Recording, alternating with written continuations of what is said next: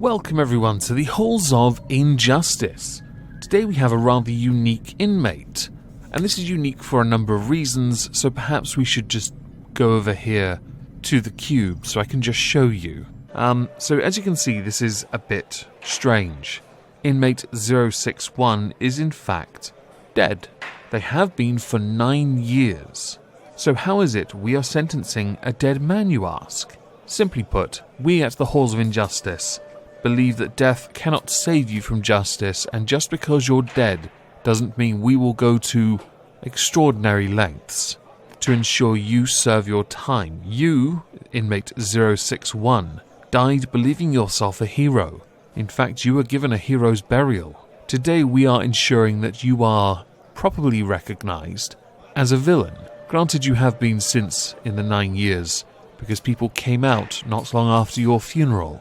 But I want it on Halls of Injustice public record, essentially. So in today's Halls of Injustice, we are going to be devoting our time to a man once regarded as the British version of the People's Champion. A man that was universally loved.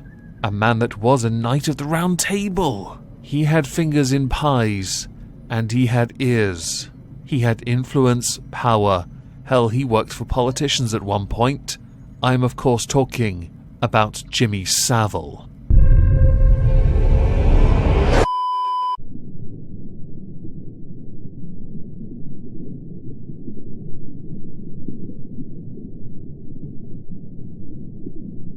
Well, isn't this just fantastic?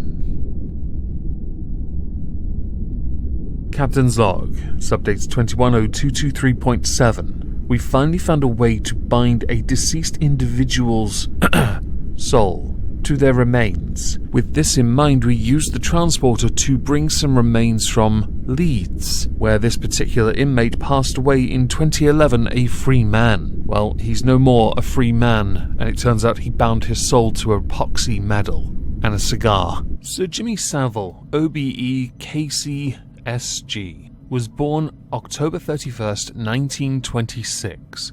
He was a DJ, television and radio personality, and also a charity worker, a volunteer, somebody who was much loved within his own community and the entire country. Jimmy rose to fame in 1958 when he hosted Radio Luxembourg. He hosted that for 10 years, before moving to Radio 1 in 1968 until 1987. From 87 to 2007, he hosted on many different networks around the West Midlands and the North more notably. Before retiring from being a radio DJ, it should be noted he became essentially a guest host from 97 to 2007. In 1960 to 1964, Jimmy hosted a black and white TV show called Young at Heart, where he was noted for having dyed his hair a different colour every week.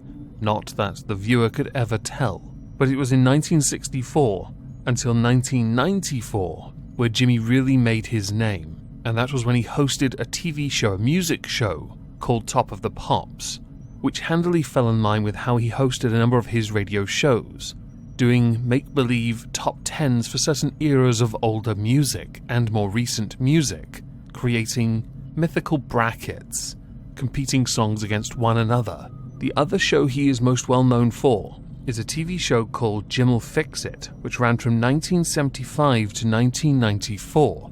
As I was born in 86, I do recall this TV show as a child. Much like him, Rolf Harris, watching them on TV was very entertaining, especially when they were doing such wonderful things with either kids in the audience like Rolf Harris, or 4 children in the case of Jimmy Savile. Those who went on to Jim'll Fix It received a medal. I'm sure many of those have been melted down or shot into space, whichever is the easiest.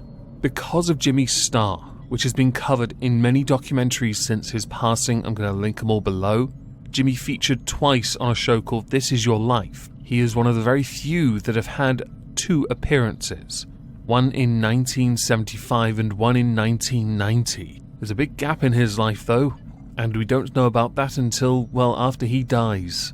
When Jimmy's star started to wane, he changed his tact and pushed ahead with something else. You see, throughout his career he was known for something else, and that was philanthropy, charity work, volunteering. He competed in many marathons and raised over £40 million for charities, hospitals. Jimmy's work was so notable that he received an OBE, and then not long after, he was made a Knight of the Round Table. But that wasn't the only knighthood he received. You see, Jimmy's a Roman Catholic, and Jimmy Savile received a knighthood from John Paul II in 1990. Seems a tad coincidental, really, doesn't it? It's also worth adding to this that Margaret Thatcher tried 4 times to get him knighted before succeeding in her final year in office. Jimmy also has a bunch of honours that are connected to hospitals. Honorary doctorates, an honorary fellow, a Cross of Merit, a Green Beret by the Royal Marines. It is worth noting, by the way, when what Jimmy Savile came to light after his death, many asked for all of these to be stripped, but as the majority end the moment you pass, like knighthoods, for example, it is not possible to strip someone of something they no longer have. Jimmy was very proud of his medals, by the way, especially his knighthood. He wore that everywhere, as a sheriff's badge. Also, a reflective dish for any criticism, because there was plenty of it throughout his entire career. Allegations that plagued him.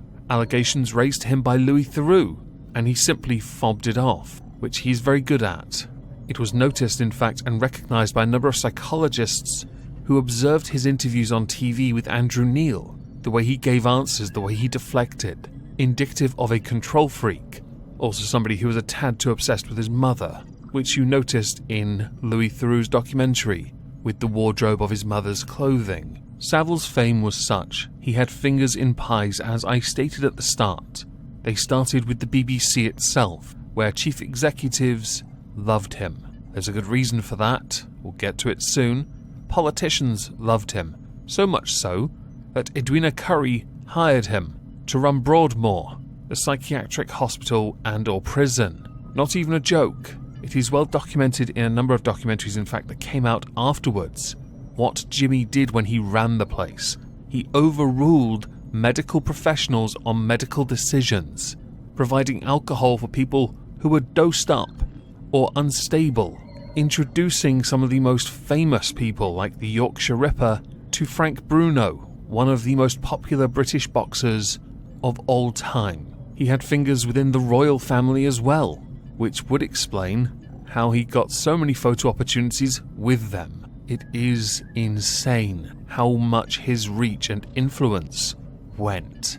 So when criticism came knocking, he was protected. He was insulated. Even when his star had dwindled and he was just a guy living in a house in the middle of the Highlands, he was still safe, because no matter how many times people came forward, nobody listened. And this is one of those startling realities where you understand that social media has changed this so much. Back in the 50s, the 60s, up till, let's say, a decade ago, social media was not so influential. It didn't exist earlier on. TV was a novelty. The radio was the hip thing for a while. And when people came forward, nobody could ever think of Jimmy Savile as being anything but the 20th century saint. Untouchable, protected by royalty and by his church. A church which has been put on blast long since. Oh dear Lord, did he not just scream cliché? So what did Jimmy Savile do? Well, for this we have to go to October 29th, 2011. Jimmy Savile passed away at his home peacefully after having returned there from hospital after having suffered pneumonia. His passing was not considered suspicious at all. It was simply 84-year-old man passes away at home. He was given a funeral you would only ever see for the single most famous person in the country, or royalty. A golden coffin which had been galvanized to prevent it from rusting. He even lied on a sprung mattress at an angle. Inside accompanied his 2 books for This Is Your Life, 3 cigars, Havanas, because he was known for those, including the very last one he smoked. I'm sure he was also in his netted vest and tracksuit that belonged in the 80s. After this truly heroic funeral, he was laid to rest. He had a monstrous memorial and tombstone. He was a hero, laid to rest. The very next day, BBC Newsnight started an investigation into Jimmy Savile. The intention was to get it out by December, but the BBC decided instead to pay homage to Jimmy Savile and bury that investigation. Tabloids found out about it and ran stories that the BBC were protecting him because accusations then started coming out. So a different network called ITV did a couple documentaries instead, and they flayed him. They put everything out there. Thus began the darker side of Jimmy Savile. And for this, I'm now going to read off all the things he is known to have done. By the way, 450 victims have come forward. The age range is insane. Some of these people were barely out of their nappies.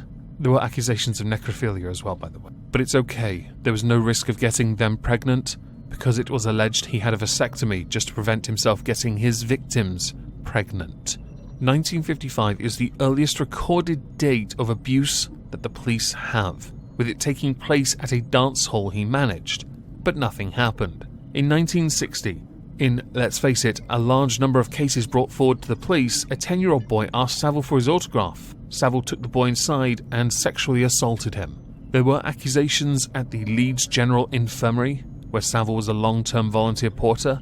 There's a trend for those.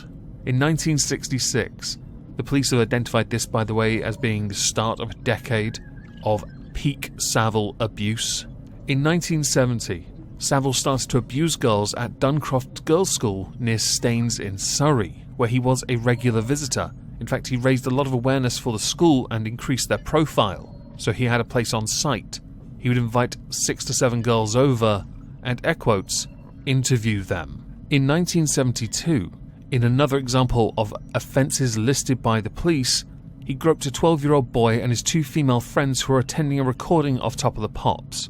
In the 80s, a female victim is believed to have told the Metropolitan Police she was assaulted in Savile's campervan in a BBC car park. However, the police file cannot be located, and the investigating officer has long since passed. There was a trend with all the abuses. It was either at hospitals he volunteered at, or raised considerable amounts of money for, or it was on his radio show in a house opposite Broadmoor because that was where he was living when he worked for them, or it happened in dressing rooms, or, and this one comes from one of his nephews, it happens via a ring where he was considered a provider of young blood. It gets darker. It was lucky he was the nephew, really, wasn't it? But not at the same time. Jimmy's a strange one. All of this was uncovered and laid bare by an operation by the Metropolitan Police and investigations by ITV and other documentaries from other networks. For the police, it was Operation Yewtree, and it opened up a Pandora's box of paedophiles and sex offenders, all of whom needed burning. So how did this fit in with the BBC? They knew about a lot of this, and yet they continued to feature him as a presenter, a radio host. They protected him, which is why I on a regular basis say #defund the BBC. I have no time nor any respect for them. They should have published that Newsnight investigation. Then again, they shouldn't have buried the investigations decades earlier, which they did when they protected Jimmy because some of them were in on it. Operation Yewtree proved it.